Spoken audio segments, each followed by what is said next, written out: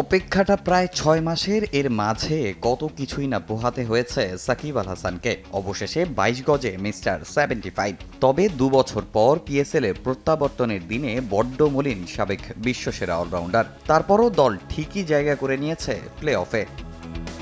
একবার করাচি কিংস, আরেকবার পেশোয়ার জালমি। এবারই প্রথম লাহোর কালান্দার্সের জার্সিতে পাকিস্তান সুপার লিগে সাকিব, তাও কঠিন সমীকরণের ম্যাচে।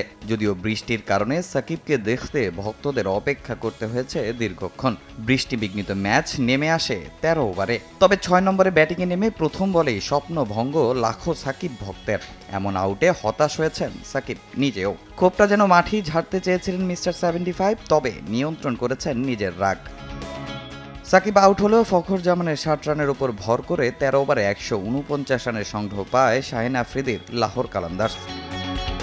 চোখের সমস্যার পর থেকেই ব্যাটিংয়ে ঢুকছেন সাকিব, তাই বল হাতে ভেলকি দেখার অপেক্ষায় ছিল তার লাখো ভক্ত। ১৫০ রানের টার্গেটে সাকিব বোলিংয়ে আসেন ম্যাচের পঞ্চম ওভারে। অ্যাকশনের বৈধতা পাওয়ার পর প্রথম বলই আরমারের ফাঁদে ফেলতে চেয়েছেন বাবর আজমকে। এরপর তার পুরো ওভারটাই বেশ সাবধানের সঙ্গে খেলেছেন বাবর সাদাত। প্রথম ওভারে দেন মাত্র ৫ রান। সাকিব আবারও বোলিংয়ে আসেন ম্যাচের ১০ম ওভারে। প্রথম বলই দেন ডট। তবে পরের ২ বলে তাকে আউট করা দানিয়ালি ২ ছক্কা হাঁকান সাকিবের বলে। পরের বলে অবশ্য তাকে পরাস্ত করেছেন সাকিব। তবে এই ওভারে সাকিব রান দেন ১৩। তবে এতে খুব একটা প্রভাব পড়েনি দলে। সালমান মির্জা ও শাহিন আফ্রিদির বোলিং তোপে ২৬ রানের জয় তুলে নেয় লাহোর কালান্দার্স। সঙ্গে ১০ ম্যাচে ১১ পয়েন্ট নিয়ে সেরা ৪-এ জায়গা করে নেয় শাহিন আফ্রিদির দল। তামিম হোসেন, সময় সংবাদ।